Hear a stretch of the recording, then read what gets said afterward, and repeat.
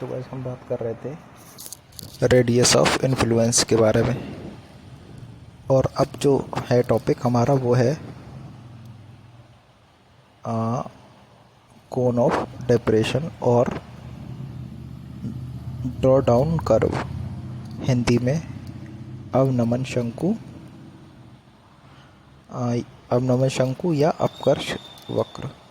ये देखें, ये फिगर को आप देखें, काफ़ी चीज़ों का अंदाज़ा लग जाएगा आपको इससे।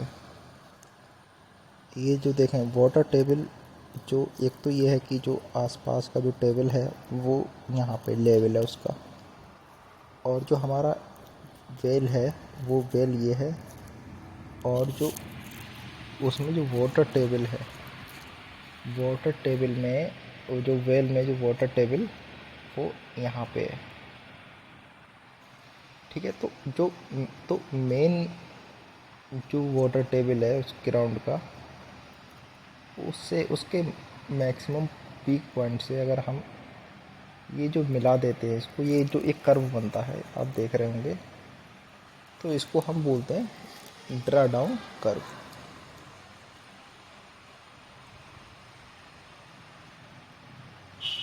देखें क्या लिखा हुआ है,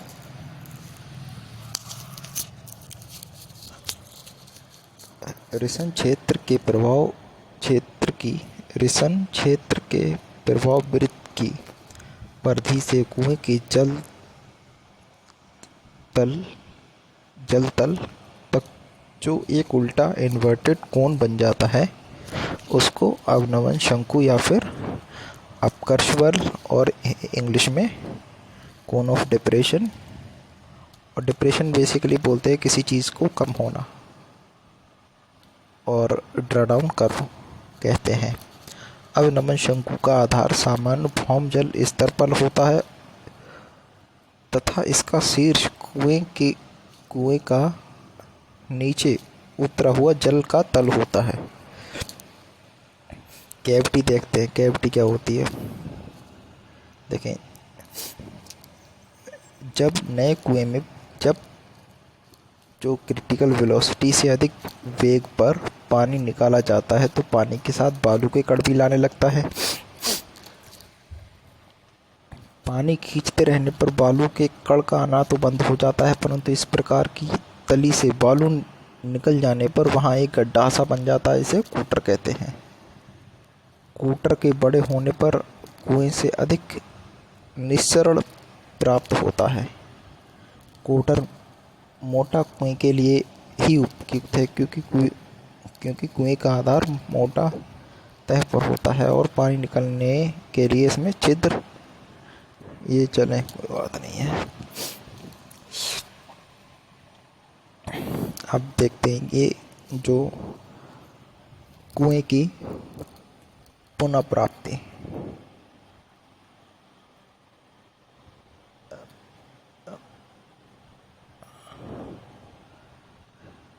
रिक्यूपरेशन ऑफ वेल, पानी से निकलने वाले कुएं से पानी निकलने की दर, इसमें रिसन दर,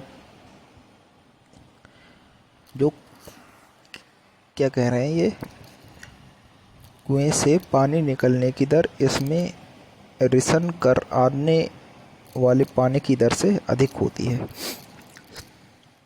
कहने का मतलब ये है कि जो हम कुएं से जो पानी निकालते हैं और कुएं के आसपास के एरिया से जो हम इन्फ्लुएंस सर्किल बोलते हैं, उस एरिया से जो पानी आता है वो कम अमाउंट में आता है बनिस्बत किसके, जो पानी हम निकाल रहे हैं। तो वही पॉइंट है जिससे कुएं का जल तल जो सामान्य भौम तल पर होता है नीचे चला जाता है, परंतु रात के समय जब अन्य समय में जब कुएं से पानी नहीं निकाला जाता, अर्थात जब कुआं विराम रहता है, तो पुनः उसमें पानी भर जाता है। कहने का मतलब है कि जब हम उसको यूज़ कर रहे होते हैं तो जो जो रेशियो होता है निकालने का वो ज़्यादा रहता है आने के मुकाबले, लेकिन जब हम रात का जो समय होता है तो पानी उसमें फिर से आ जाता है। परंतु रात के समय जब अथवा जब हम कुएं से पानी नहीं निकाल रहे होते तो पुनः इसमें पानी भर जाता है और ये अपने पूर्व तल को प्राप्त कर लेता है। कुएं की इस प्रकार क्षतिपूर्ति को ही कुएं की पुनः प्राप्ति कहते हैं। सिंपल सी बात थी कि जो उसमें जो डिप्रिसिएशन आया है, जो वाटर लॉस जो आया है, जब हमने दिन में मोस्टली यूज़ किया उसको और जब हमने पूरी रात भर उसको यूज़ नहीं किया, तो जो रिसने की दर है वो जो वाटर टेबल उसका पुनः उसी लेवल को प्राप्त कर लेता है। तो इसी को बोलते हैं कुएं की पुनः प्राप्ति। अब कुएं का चक्का, कुएं का चक्का क्या होता है देखें। वैसे तो जब एक कुआं हम बनाते हैं, एक फ्रेम भी कह सकते हैं इसको। देखें क्या लिखा है, कुएं के गोले के नीचे आधार के रूप में डाला जाता है, जो गोले के साथ ही ये छल्ले के हाँ, तो कहने का मतलब है कि जो हम एक जब वेल खोल रहे होते हैं और उसको एक जो उसके जो आसपास का जो एरिया है चारों तरफ का, उसको एक स्टेबल फॉर्म देने के लिए हम एक फ्रेम टाइप का होता है। जैसे हम वेल फाउंडेशन वगैरह में आपने देखा होगा, उसमें हम क्या करते हैं, रेनफोर्समेंट का एक जाल बनाकर डालते हैं। लेकिन इसमें हम वो लकड़ी का भी हो सकता है और कंक्रीट का और आरसीसी का भी हो सकता है।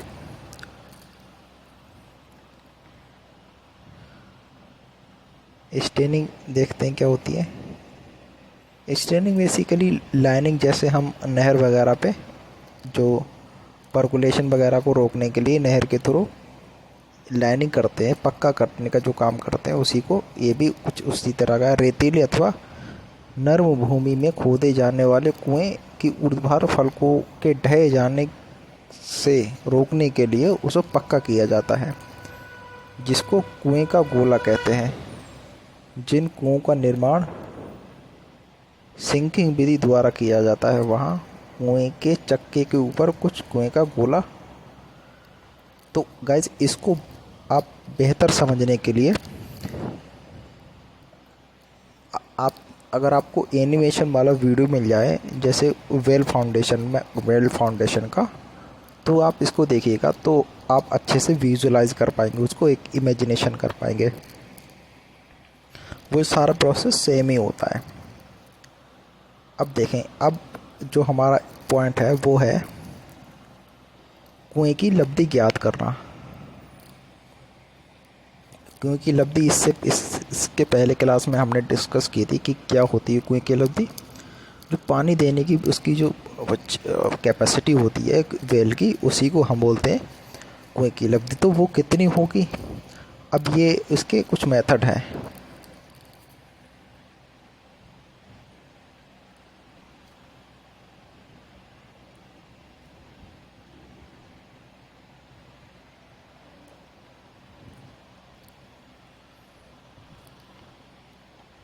देखें, अब इसके दो मेथड हैं।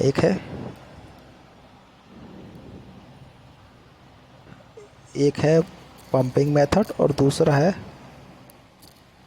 पुनर्प्राप्ति या रिक्यूपरेटिंग मेथड। पंपन द्वारा बड़ी मात्रा में कुएं से पानी निकाला जाता है, जिससे कुएं का जल तल तेजी से नीचे गिरता रहता है। अब पंपन की दर इस प्रकार समायोजित की जाती है कि कुएं में पानी का तल स्थिर हो जाए, अर्थात जिस दर से पानी कुएं से बाहर निकाला जाता है, उसी दर से रिस कर पानी कुएं में आने लगे।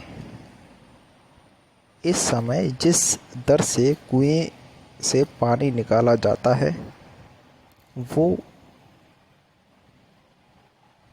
कुएं के पानी देने की क्षमता कहलाती है। कहने का मतलब ये है कि जब पंपन मेथड में पहले तो हम उसको तेज़ी से उसका पानी निकालते हैं, और जब जो वाटर टेबल है वेल का, वो जब तेज़ी से नीचे आने लगता है, तो हम फिर इस तरह से पानी निकालते हैं कि जो जो पानी निकलने का और आने का जो रेशियो है वो इक्वल रहता है। तो इस सिचुएशन में और इस समय में जो पानी देने की जो पानी जो हम निकालेंगे तो वही होगी उसकी यील्ड ऑफ वेल या फिर कुएं की लपटी। पुनः प्राप्ति में देखते हैं कैसे करते हैं। कुएं से तेज़ी से पानी बाहर निकालकर कुएं में पानी का तल एकदम नीचे गिरा दिया जाता है। अब और जो गाइस पुनः प्राप्ति मेथड होता है तो उसमें पहले हम क्या करते हैं, पहले पानी तो पुनः प्राप्ति मेथड में हम सबसे पहले जो पानी को पंप के द्वारा जो तल है उसका एकदम नीचे ले आते हैं और फिर जो पंपिंग क्रिया को बंद कर देते हैं और फिर उसको